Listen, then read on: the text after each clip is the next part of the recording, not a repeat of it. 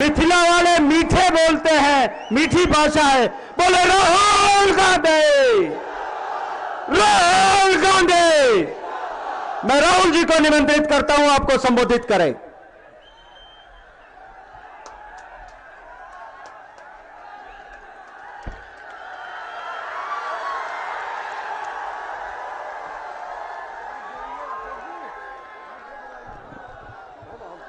बैठिए बैठिए सर, बैठिए बैठिए बैठिए, डिस्टर्ब होता है मुझे। वहां जाइए, यहां जाइए। शक्ति सिंह गोहिल जी,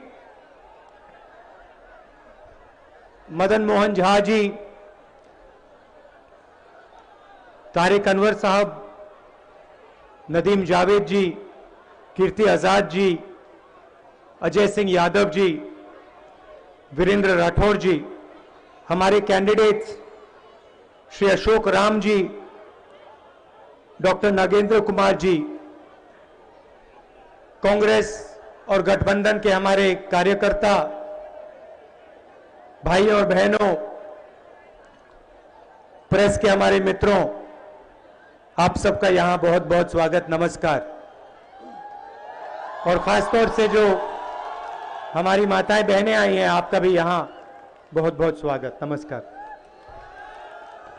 कैसे हैं आप?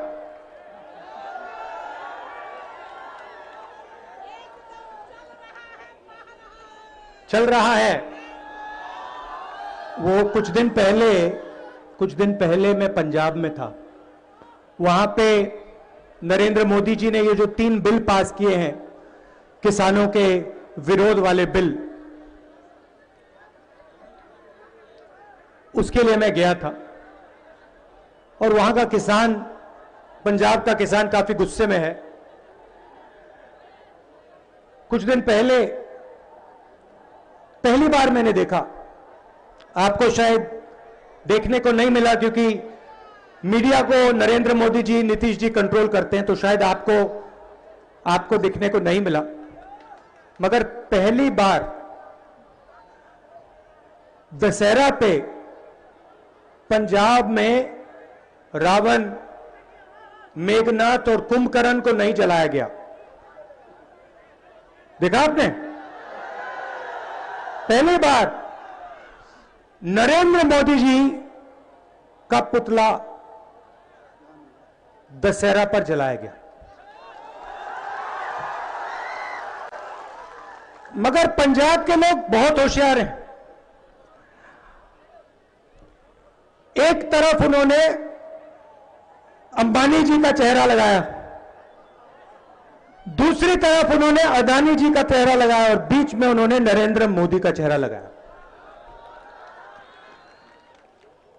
मैं सच बोलूं तो मुझे अच्छा नहीं लगा, क्योंकि चाहे कुछ भी हो, नरेंद्र मोदी जी हमारे प्रधानमंत्री, देश के प्रधानमंत्री, तो मुझे अच्छा नहीं लगा। मगर यह सच्चाई है। सच्चाई यह है कि चाहे वो छोटा दुकानदार हो,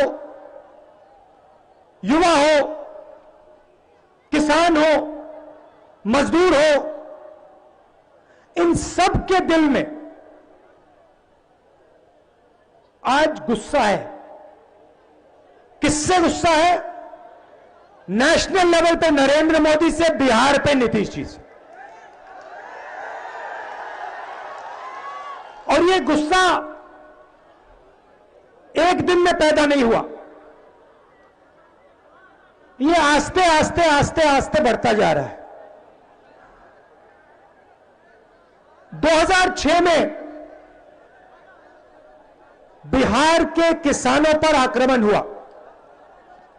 आपको याद होगा, पहले यहां मंडी का सिस्टम हुआ करता था, किसानों को एमएसपी दी जाती थी। 2006 में मंडियों को खत्म कर दिया गया, नष्ट कर दिया गया। और उसके बाद चाहे मिथिलांचल हो, बाकी बिहार हो, उसके बाद बिहार के किसान को सही दाम नहीं मिला। चाहे बिहार का किसान कुछ भी कर ले, 24 घंटे अपना खून पसीना डाल दे, उसे अपने अनाज के लिए सही दाम नहीं मिल सकता। क्योंकि एमएसपी और मंडी का सिस्टम बिहार में नष्ट कर दिया गया है। और वही काम जो 2006 में बिहार में किया गया, वही काम नरेंद्र मोदी ने अब पंजाब में, बाकी हिंदुस्तान में कर दिया। और इसीलिए पहली बार देखने को मिला कि प्रधानमंत्री का पुतला, रावण का नहीं, प्रधानमंत्री का पुतला दशहरे पर जलाया जा रहा है। और देखिए, प्रधानमंत्री रोजगार की बात नहीं करेंगे।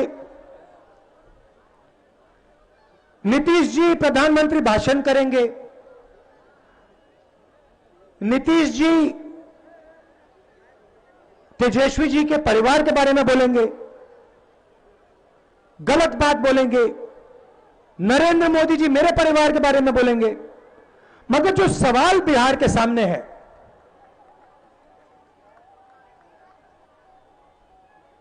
रोजगार के बारे में, किसानों के जीवन के बारे में, छोटे व्यापारियों के बारे में, उसके बारे में एक शब्द नहीं बोलेंगे। यह चुनाव लालू जी के परिवार का, मेरे परिवार का, नीतीश जी के परिवार का चुनाव नहीं है। यह चुनाव बिहार की जनता के भविष्य का चुनाव है। और आप में इतनी भी तमीज नहीं है कि आप बिहार की जनता के सामने खड़े हो और बिहार की जनता जो सुनना चाहती है, अपने भविष्य के बारे में जो सुनना चाहती है, रोजगार के बारे में जो सुनना चाहती है, कारखानों के बारे में, शुगर मिल के बारे में जो सुनना चाहती है, उसके बारे में आप नहीं बोल सकते, मगर उल्टी सीधी बात आप बोलोगे। 15 साल नीतीश जी को आपने दिए, 6 साल नरेंद्र मोदी जी को दिए, क्या मिला? बिहार सबसे गरीब प्रदेश है। बिहार के युवा बिहार में रोजगार नहीं पा सकते। अच्छा, आज के हिंदुस्तान में बिहार छोड़ो, कहीं नहीं पा सकते, ना मुंबई में, ना बेंगलोर में, ना दिल्ली में, क्योंकि नरेंद्र मोदी ने रोजगार ही खत्म कर दिया देश में। वो अलग बात है, उसके बारे में मैं थोड़ा बोलूंगा। मगर बिहार का युवा बिहार में रोजगार नहीं पा सकता, बिहार के किसान को सही दाम नहीं मिल सकता, बिहार का छोटा व्यापारी है, मिडिल साइज बिजनेसमैन है, वो सपना नहीं देख सकता, मना है। बिहार में सपना देखना मना है।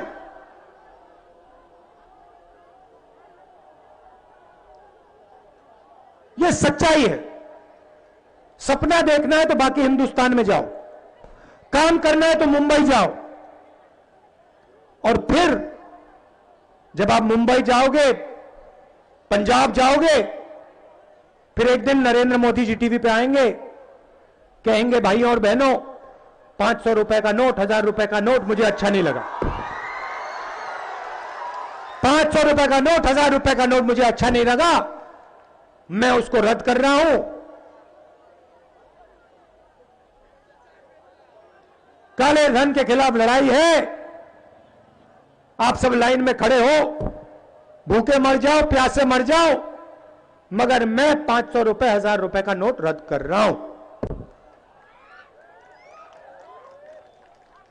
ये जो माताएं आई हैं, जब नोटबंदी की, आप बैंक के सामने खड़ी थी ना, आप खड़ी थी, आपने अपना पैसा बैंक में डाला, क्या काला धन गायब हो गया?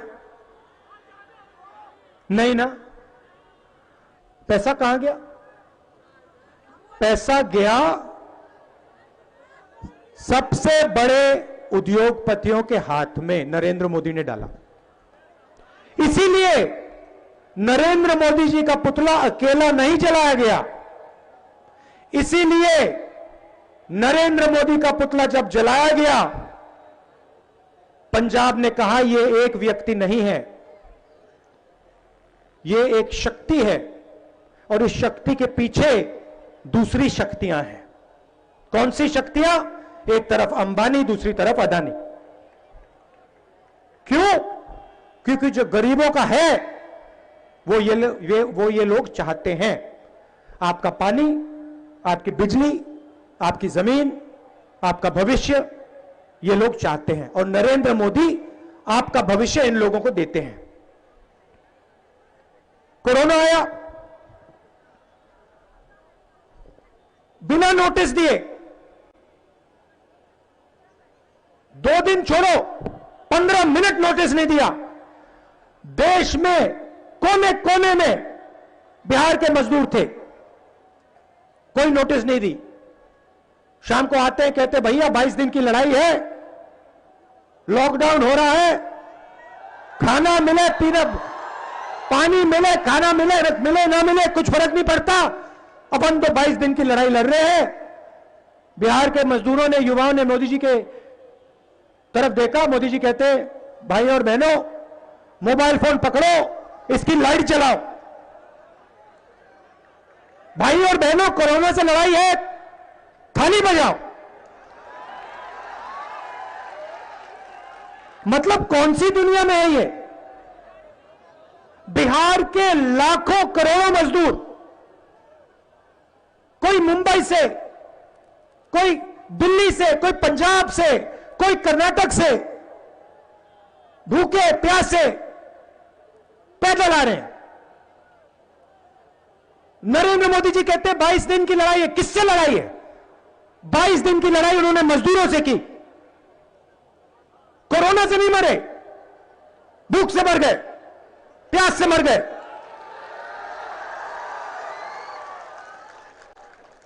हमने नरेंद्र मोदी जी से कहा, नीतीश जी से कहा, ट्रेनों को चलने दीजिए, इनकी जेब में पैसा डालिए, मदद कीजिए इनकी।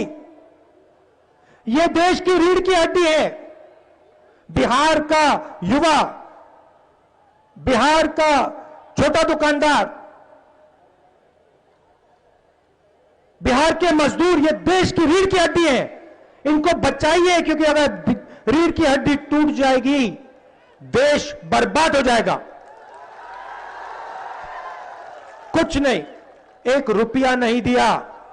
मैंने प्रेस कॉन्फ्रेंस किए, दिन भर में कहता रह गया, थोड़ा सा पैसा व्यापारियों को, थोड़ा सा पैसा किसानों को, मजदूरों को दीजिए, नहीं तो हिंदुस्तान रोजगार पैदा नहीं कर पाएगा। नरेंद्र मोदी कहते हैं नहीं, मैं दूंगा तो सिर्फ इन 3-4 अपने मित्रों को दूंगा। लाखों करोड़ रुपए उनका टैक्स माफ किया, मगर मजदूरों को, किसानों को 1 रुपया नहीं दिया। और अब क्या हुआ? सारे के सारे छोटे बिजनेस, मिडिल साइज बिजनेस, सब के सब खत्म हो गए, नष्ट हो गए।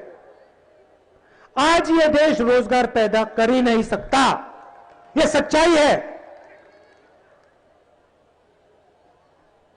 पड़ोस के सारे देश हमसे आगे निकल गए, हिंदुस्तान पीछे रह गया। यह सच्चाई है और आपको निर्णय लेना है। यह चुनाव बिहार के भविष्य का है। एक तरफ गठबंधन है, तेजस्वी जी हैं, मैं हूं। दूसरी तरफ बीता हुआ समय, नीतीश जी, मोदी जी। पुरानी बात है, आपने देख लिया बिहार में नीतीश जी ने क्या किया, हिंदुस्तान में नरेंद्र मोदी जी ने क्या किया, किसानों के साथ, मजदूरों के साथ क्या किया, आपने सब देख लिया। वायदा किया था 2 करोड़ युवाओं को हर साल रोजगार दूंगा, 15 लाख रुपए बैंक अकाउंट में डाल दूंगा। कोई वायदे पूरे नहीं किए। हमने भी वायदे किए थे। हमने मनरेगा का वायदा किया, पूरा किया। कर्जा माफी का वायदा किया था, पूरा किया। भोजन के अधिकार का वायदा किया था, पूरा किया। एक कमी जरूर है, मैं आपको बता देता हूं, साफ पहले ही बता देता हूं। एक चीज में हम उनका मुकाबला नहीं कर सकते, जिस प्रकार से वो झूठ बोलते हैं वो हम नहीं कर सकते। मेरी बस की नहीं है, उस मामले में वो आगे हैं। मैं आपको यहां गारंटी देने आया हूं, मैं आपको एक गारंटी देने आया हूं। गठबंधन की सरकार बनेगी तो वो सबकी सरकार होगी, हर जात की सरकार होगी, हर धर्म की सरकार होगी, हर डिस्ट्रिक्ट हर ब्लॉक की सरकार होगी और बिहार के भविष्य की सरकार होगी। और ये जो हमारी माताएं बहनें आई हैं, इनकी सरकार होगी। किसी 2-3 उद्योगपतियों की सरकार हम नहीं चलने देंगे। काम होगा तो 2-3 उद्योगपतियों का नहीं होगा, काम होगा तो किसानों का, मजदूरों का, छोटे दुकानदारों का, स्मॉल मीडियम बिजनेसेस का। बात करेंगे तो शिक्षा की बात होगी, रोजगार की बात होगी, स्वास्थ्य की बात होगी। नरेंद्र मोदी जी के परिवार की, नीतीश जी के परिवार की बात नहीं होगी। आप दूर दूर से आए, इतना प्यार दिया आपने मुझे, इसके लिए बहुत बहुत धन्यवाद। नमस्कार, जय हिंद।